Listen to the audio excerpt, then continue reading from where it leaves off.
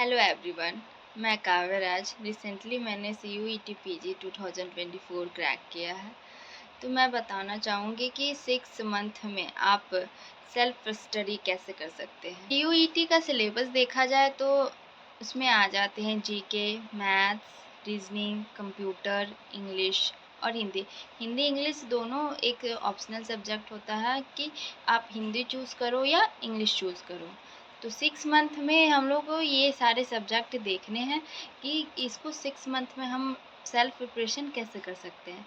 तो बात रही जीके की, तो जीके में हम लोग क्या करेंगे कि न्यूज़पेपर पढ़ना है, पर उससे नोट्स नहीं बनाने, क्विक रिवीजन करना है, उसके फैक्ट्स देखने हैं। फिर एरिहंत आती है, एरिहंत या लुसेंट की बुक आती है। सेल्फ प्रिपरेशन के लिए एरिहंत और लुसेंट दोनों बेस्ट होता है कि स्टैटिक जीके उससे कवर हो जाता है।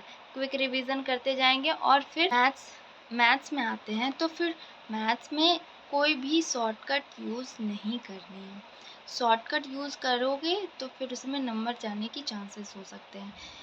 सब मैथ के लिए सबसे अच्छा बुक जो है वो 30 डे वंडर है, ठीक है। उससे जितनी भी कॉन्सेप्ट है वो क्लियर होते जाते हैं। वो उसमें बताया जाता है कि कैसे कैसे अप्रोचेस को हम सॉल्व कर सकते हैं।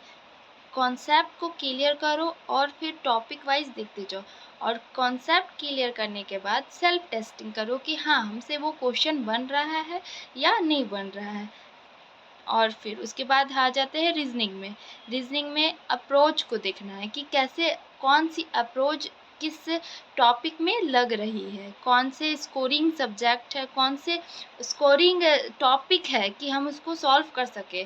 फिर उसके डायग्राम को सॉल्व करो, जैसे सिलोजिज्म्स है, तो वो सारी चीज़ें हैं जो वो डायग्राम से सॉल्व हो सकती है। एक्स्ट्रा थिंग कुछ भी नहीं करना है कि हाँ, उसमें इतने सारे अप्रोचेस लगा रहे हैं, नहीं, ऐसा कुछ नहीं करना है।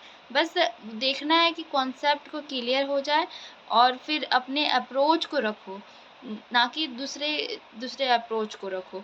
फिर एक्स्ट्रा थिंग में क्या करना है कि आपको स्क्वायर याद करना है, क्यूब याद करना है। ये सब करोगे तो आपसे रीजनिंग जल्दी सॉल्व हो जाएगी। और टेबल भी याद रहेगा तो अच्छी बात है। टेबल भी मस्ट होता है कि कैलकुलेशन को फास्ट करने के लिए मैथ्स में और रीजनिंग में टेबल, स्क्वायर और क्यूब मस्ट है, ठीक है। उसके बाद कंप्यूटर में आप क्या कर सकते हो, कुछ जो एक बुक आती है एरिहंत की, तो वो आप ले सकते हो। तो एरिहंत की बुक से में क्या करना है कि वो रिपीटेड क्वेश्चन, जितने भी क्वेश्चन आ रहे हैं उसको रिवीजन करते जाओ।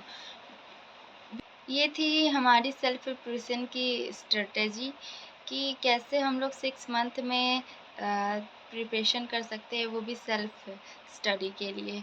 और फिर रही बात कि अगर कोई भी दिक्कत हो, कोई भी परेशानी हो तो कमेंट में ज़रूर करें। कोई भी क्वेश्चन, कोई भी क्वेरी पूछ सकते हो कि आपको कोई भी दिक्कत आए तो मैं ज़रूर बताऊँगी। Thank you.